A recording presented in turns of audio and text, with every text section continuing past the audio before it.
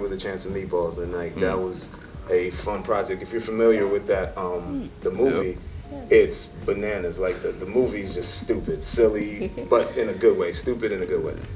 In fact, just using that word, I actually showed one of, at the time, was my best work. Like I'm not to be long-winded, but part of the process as an animator is like you're showing, you get the direction from the director, you work on, you go back to your desk, you work on animating this particular shot you've been assigned, and then you show the director at different stages. So I had gotten to a certain point where I was showing my peers and the guys around me, and everybody's like, "This is amazing," and I'm like, "Oh my God, this is my best work ever." Like I'm like kind of getting into the animation. I'm like finding my stride, and I'm like, "Yo, this one is gonna put me on the map. Like this is the best." I went and showed it in what we call dailies, and the directors were like, "This looks great, but it needs to be dumber than this. Like you animated it too well.